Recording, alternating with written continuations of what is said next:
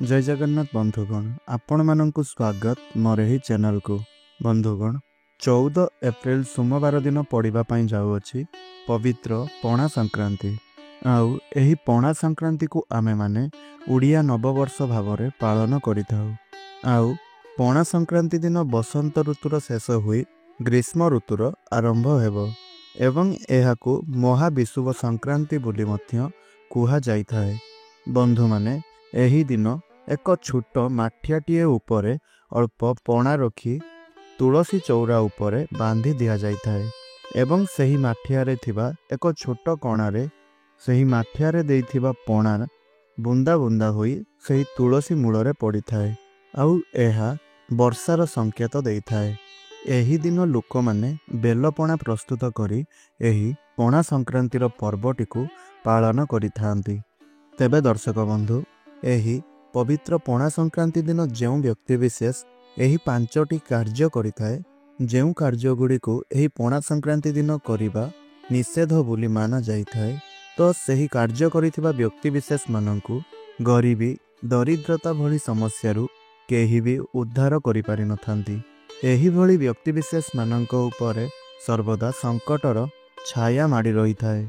एही भली व्यक्ति विशेष माने केबे भी ईश्वरंकर क्षमार पात्र होई पारि नथांती, जहा फलरे एही भली व्यक्ति विशेष माननकर जीवन को अनेक प्रकारर समस्या गुड़िक चाली आसी थाए। सेथिपई आपण भूल रे मध्य पणा संक्रांति दिन एही सबु कार्य गुड़िक करिबा उचित होई नथाए। तेबे दर्शक बंधु आसंतु जानिबा कौन सही कार्य गुड़िक जेउ कार्य गुड़िक पवित्र पणा संक्रांति दिन करिबा अनुचित होई थाए, निषेध होई थाए। तेबे ताहा पूर्वरु आपण माननको गोटिए छोट अनुरोध, आपण माने आमर एही भिडियोटी को गोटिए लाइक करी चैनल टी को सब्सक्राइब करि नियंतु एवं जदि आपण प्रभु श्री हनुमान को भक्ति करुथांती विश्वास करुथांती ताहले निश्चय रूप से आपण माने तळे आसुथुबा कमेंट बॉक्स रे जय श्री हनुमान जय श्री राम निश्चय रूप से लिखि दियंतु। तेबे दर्शक बंधु सही कार्य गुड़िक मध्यरु प्रथम कार्यटी हेउछि जदि आपण जने विवाहित अटंती ताहेले एही दिन आपण भूल रे मध्य शारीरिक संपर्क रखंतु नाही, अन्यथा आपणଙ୍କୁ प्रभु हनुमानंकर कुदृष्टिर शिकार हेबा पई पड़िबो। एपरि मान्यता रहिछि जदि एही दिन आपण संबंध रखुछंती तेबे आपणଙ୍କର जन्मित शिशु विकलांग होइथाए। एही कारणरु आपण एही दिन संयमता निज भितरे रखंतु, नचेत आपणଙ୍କ उपरको भयंकर विपद माड़ी आसी थाए। द्वितीय कार्यटी हेउछि एही दिन आपण क्षीर रे प्रस्तुत करा जाइथिबा कोनोसी भी जिनिस आपण आपणଙ୍କର घरकू आनंतु नाही। एही पणा संक्रांति दिन क्षीर रे बना जाइथिबा मिठा अथवा राबिड़ी मध्य घरकू आनिबा वर्जित अटे। क्षीर को चंद्रमांकर कारक बोली माना जाइथाए, तो चंद्रमा एवं मंगल दुहे दुहिंकर विरोधी अटंती। एही कारणरु आपण एही पणा संक्रांति दिन क्षीर एवं क्षीर रे प्रस्तुत करा जाइथिबा कोनोसी भी खाद्य पदार्थ आपण आपणଙ୍କର घरकू आनंतु नाही। तृतीयटी हेउछि लुहारे निर्मित कोनोसी भी वस्तु एही पणा संक्रांति भली दिनरे आपण आपणଙ୍କର घरकू आनंतु नाही। एही दिनरे लुहा जिनिस आपण आपणଙ୍କର घरकू किणी करी आनिबा एहाकू बहुत अधिक अशुभ बोली माना जाइथाए। लुहा छड़ा आपण एही दिन मध्य स्टील रो जिनिस किंबा कौनसी धार थिबा जिनिस जेपरिक छुरी कईंची एहीपरि कौनसी भी जिनिस आपण आपणଙ୍କର घरकू आनंतु नाही। चतुर्थ कार्यटी हेउछि एही दिन आपण निजर नख किंबा आपण निजर केश काटिबा वर्जित अटे। तेबे जदि आपण पणा संक्रांति दिन एही सबु कार्य गुड़िक करिथांती ताहेले आपणଙ୍କୁ प्रभु श्री हनुमानंकर कूप दृष्टिर शिकार हेबा पई पड़िथाए। पंचम कार्यटी हेउछि आपण एही दिन तामसिक भोजन ठारू यथासंभव दूरेई करी रुहंतु। मद माछ मांस निशा द्रव्य ठारू एही दिन आपण दूरेई करी रुहंतु। तेबे जदि आपण पवित्र पणा संक्रांति दिन एही सबु खाद्य खाइथांती ताहेले आपणଙ୍କୁ प्रभु श्री हनुमानंकर कूप दृष्टिर शिकार हेबा पई पड़िथाए। एहा व्यतीत एही दिन आपण एपरि खाद्य गुड़िक खाइबा द्वारा ଆପଣଙ୍କୁ ମାତା ଲକ୍ଷ୍ମୀଙ୍କର କୂପଦୃଷ୍ଟିର ଶିକାର ମଧ୍ୟ ହେବା ପାଇଁ ପଡ଼ିଥାଏ, ଯାହାଫଳରେ ଆପଣ ଲକ୍ଷ୍ମୀ ଛଡ଼ା ମଧ୍ୟ ହୋଇଥାନ୍ତି। ଦର୍ଶକ ବନ୍ଧୁ, ଏହି ଦିନ ଆପଣ ଯେତେ ଅଧିକ ପାରିବେ ନିଜକୁ ଶାନ୍ତ ରଖିବା ପାଇଁ ଚେଷ୍ଟା କରନ୍ତୁ। ଏହି ଦିନ ଆପଣ ଯେତେ ଅଧିକ ପାରିବେ ଖୁସିରେ ରହିବା ପାଇଁ ଚେଷ୍ଟା କରନ୍ତୁ।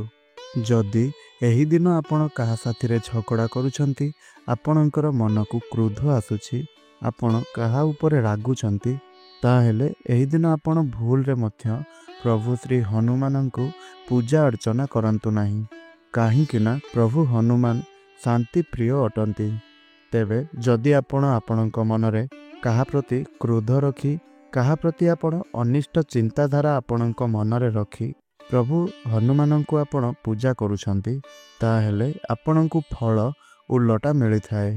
ଏହି ଦିନ ଯଦି ଆପଣ ପ୍ରଭୁ ହନୁମାନଙ୍କୁ ଲାଲ ରଙ୍ଗର ଫୁଲ, ଲଡ଼ୁ ଏବଂ ବିଡ଼ିଆ ପାନ ଅର୍ପଣ କରନ୍ତି, ତେବେ ଏହାଦ୍ୱାରା ମଧ୍ୟ ଆପଣଙ୍କୁ ପ୍ରଭୁ ହନୁମାନଙ୍କ ପାଖରୁ ବିଶେଷ କୃପା ପ୍ରାପ୍ତି ହୋଇଥାଏ। ବନ୍ଧୁମାନେ, ମଙ୍ଗଳବାର ଏବଂ ଶନିବାର ଏହି ଦୁଇଟି ବାରକୁ ପ୍ରଭୁ ହନୁମାନଙ୍କର ବାର ବୋଲି ମାନା ଯାଇଥାଏ। ତେବେ ଏହି ଯେଉଁ କାର୍ଯ୍ୟଗୁଡ଼ିକ କହିଲୁ, ଏହିସବୁ କାର୍ଯ୍ୟଗୁଡ଼ିକ ଆପଣ ନା କେବଳ ପଣା ସଂକ୍ରାନ୍ତି ଦିନ, ବରଂ ମଙ୍ଗଳବାର ଏବଂ ଶନିବାର ଏହି ଦୁଇଟି ବାରକୁ ଯେହେତୁ ପ୍ରଭୁ ହନୁମାନଙ୍କର ବାର ବୋଲି ମାନା ଯାଇଥାଏ, ତ ନିଶ୍ଚୟ ରୂପରେ ଆପଣ ଏହି ଦୁଇଟି ବାରରେ ଏହିସବୁ କାର୍ଯ୍ୟଗୁଡ଼ିକ କରନ୍ତୁ ନାହିଁ। ଏହାଛଡ଼ା ପଣା ସଂକ୍ରାନ୍ତି ଦିନ ମଧ୍ୟ ଆପଣ କଳା ରଙ୍ଗର ବସ୍ତ୍ରର ପରିଧାନ କରନ୍ତୁ ନାହିଁ। ଆପଣ ଯଦି ପଣା ସଂକ୍ରାନ୍ତି ଦିନ ଧଳା ଏବଂ ନାରଙ୍ଗୀ ରଙ୍ଗର ବସ୍ତ୍ର ପରିଧାନ କରୁଛନ୍ତି, ତାହେଲେ ଏହା ଆପଣଙ୍କ ପାଇଁ ବହୁତ ଅଧିକ ଶୁଭ ସାବ୍ୟସ୍ତ ହୋଇଥାଏ। ପବିତ୍ର ପଣା ସଂକ୍ରାନ୍ତି ଦିନ ଧନ, ସୁଖ, ସମୃଦ୍ଧି, ସଫଳତା ପ୍ରାପ୍ତି କରିବା ପାଇଁ ଏବଂ ମାତା ଲକ୍ଷ୍ମୀଙ୍କୁ ପ୍ରସନ୍ନ କରିବା ପାଇଁ ଅନେକ ପ୍ରକାରର ଉପାୟ ଗୁଡ଼ିକର ପାଳନ କରାଯାଇଥାଏ। ତ ଆଜିର ଏହି ଭିଡ଼ିଓରେ ମୁଁ ଆପଣଙ୍କୁ ଏକ ଏପରି ଉପାୟ ସମ୍ପର୍କରେ କହିବା ପାଇଁ ଯାଉଅଛି, ଯେଉଁ ଉପାୟଟିକୁ ଯଦି ଆପଣ ପଣା ସଂକ୍ରାନ୍ତି ଦିନ କରିନେଉଛନ୍ତି, ତାହେଲେ ଆପଣଙ୍କୁ ମାତା ଲକ୍ଷ୍ମୀଙ୍କର ବିଶେଷ କୃପା ପ୍ରାପ୍ତି ହେବ, ଯାହାଫଳରେ ଆପଣଙ୍କର ମନସ୍କାମନାର ପୂର୍ତ୍ତି ହେବା ସହିତ ଆପଣଙ୍କର ଜୀବନରେ ଚାଲୁଥିବା ସମସ୍ତ ଆର୍ଥିକ ସମସ୍ୟା ମଧ୍ୟ ଦୂର ହୋଇଯିବ। ଆପଣଙ୍କ ଗୃହରେ ସୁଖ ଏବଂ ସମୃଦ୍ଧିର ବୃଦ୍ଧି ହେବ। ତେବେ ଦର୍ଶକ ବନ୍ଧୁ, ପଣା ସଂକ୍ରାନ୍ତି ଦିନ ଆପଣଙ୍କୁ ଏହି 5ଟି ଜିନିଷ ନିଶ୍ଚୟ ରୂପରେ ଖାଇ ନେବାର ଅଛି, ଯାହାଫଳରେ ସମ୍ପୂର୍ଣ୍ଣ ବର୍ଷ ସାରା ଆପଣଙ୍କ ଗୃହରେ କେବେ ବି ଧନଧାନ୍ୟର ଅଭାବ ଦେଖାଦେବ ନାହିଁ ଏବଂ ଆପଣଙ୍କ ଗୃହରେ ସୁଖ, ଶାନ୍ତି, ସମୃଦ୍ଧି ବନି ରହିବ। ତେବେ ଦର୍ଶକ ବନ୍ଧୁ, ଏହି ପବିତ୍ର ପଣା ସଂକ୍ରାନ୍ତି ଦିନ ଆପଣମାନେ ମାତା ଲକ୍ଷ୍ମୀଙ୍କ ନିକଟରେ କ୍ଷୀରିର ଭୋଗ ଅର୍ଥାତ୍ ଚାଉଳରେ ପ୍ରସ୍ତୁତ କ୍ଷୀରିର ଭୋଗ ଅର୍ପଣ କରନ୍ତୁ ଏବଂ ସେହି ଭୋଗ ଆପଣ କରିସାରିବା ପରେ ସେହି ଚାଉଳ କ୍ଷୀରିର ଭୋଗକୁ ଆପଣ ଆଣି ନିଜେ ସେବନ କରନ୍ତୁ ବା ଖାଇ ନିଅନ୍ତୁ।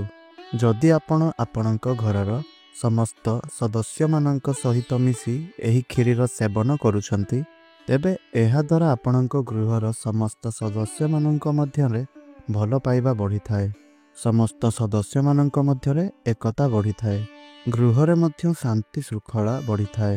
ବନ୍ଧୁମାନେ, ଏହି ଦିନ ମଧ୍ୟ ଆପଣ ଲଡ଼ୁ ଭୋଗ ପ୍ରଭୁ ହନୁମାନଙ୍କ ପାଖରେ ଅର୍ପଣ କରିପାରିବେ ଏବଂ ତାହା ଯେତେବେଳେ ଭୋଗ ହୋଇସାରିବ, ସେତେବେଳେ ଆପଣ ତାହାକୁ ପ୍ରସାଦ ସ୍ୱରୂପ ସେବନ କରିପାରିବେ।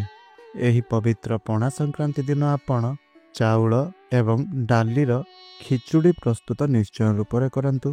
ଏହାପରେ ଆପଣ ଏହାକୁ ନିଜେ ସେବନ କରନ୍ତୁ। ଆଉ ଯଦି ଆପଣଙ୍କର ସକ୍ଷମ ହୋଇପାରେ, ତାହେଲେ ସେହି ଖିଚୁଡ଼ିକୁ ଆପଣ ଦୁଃଖୀ ଦାରିଦ୍ର୍ୟମାନଙ୍କ ମଧ୍ୟରେ ନିଶ୍ଚୟ ରୂପରେ ପ୍ରଦାନ କରନ୍ତୁ। ଯଦି ଆପଣ ପଣା ସଂକ୍ରାନ୍ତି ଦିନ ଖିଚୁଡ଼ିର ଦାନ କରୁଛନ୍ତି, ତେବେ ଏହାଦ୍ୱାରା ଆପଣଙ୍କୁ ଦେବାଦେବୀମାନଙ୍କର ଆଶୀର୍ବାଦ ପ୍ରାପ୍ତ ହୋଇଥାଏ। ବନ୍ଧୁମାନେ, ଏହି ଦିନ ମଧ୍ୟ ଆପଣ ମାତା ଲକ୍ଷ୍ମୀଙ୍କୁ ପ୍ରସନ୍ନ କରିବା ପାଇଁ ମାତା ଲକ୍ଷ୍ମୀଙ୍କ ନିକଟରେ ଆପଣ କଦଳୀ ଏବଂ ଅଙ୍ଗୁର ନିଶ୍ଚୟ ରୂପରେ ଭୋଗ ଲଗାନ୍ତୁ ଏବଂ ଭୋଗ ଲଗାଇ ସାରିବା ପରେ ଆପଣ ଆପଣଙ୍କର ସହ ପରିବାର ସହିତ ଏହାକୁ ପ୍ରସାଦ ସ୍ୱରୂପ ଆପଣ ସମସ୍ତ ସଦସ୍ୟମାନଙ୍କ ସହିତ ସେବନ କରନ୍ତୁ ବା ଖାଇ ନିଅନ୍ତୁ। ତେବେ ଏହାଦ୍ୱାରା ଆପଣଙ୍କୁ ମାତା ଲକ୍ଷ୍ମୀଙ୍କର ଆଶୀର୍ବାଦ ଏବଂ କୃପା ଦୃଷ୍ଟି ନିଶ୍ଚୟ ରୂପରେ ପ୍ରାପ୍ତି ହେବ। ତେବେ ଦର୍ଶକ ବନ୍ଧୁ, ଏହା ଥିଲା ପଣା ସଂକ୍ରାନ୍ତିକୁ ନେଇକରି କିଛି କଥା ଯାହା ଆପଣମାନେ ଜାଣିବା ନିହାତି ଜରୁରୀ ଅଟେ। ତେବେ ଏହିପରି ଅନେକ କଥା ଜାଣିବା ପାଇଁ ଆମର ଏହି ଚ୍ୟାନେଲ୍ ସହିତ ଯୋଡ଼ି ହୋଇ ରୁହନ୍ତୁ। ଚ୍ୟାନେଲ୍ଟିକୁ ସବସ୍କ୍ରାଇବ୍ କରନ୍ତୁ। ଆପଣଙ୍କର ଦିନଟି ମଙ୍ଗଳମୟ ରହୁ, ଏହା ହିଁ ଈଶ୍ୱରଙ୍କ ନିକଟରେ ମୋର ପ୍ରାର୍ଥନା ରହୁଛି। ଧନ୍ୟବାଦ। ଜୟ ଜଗନ୍ନାଥ।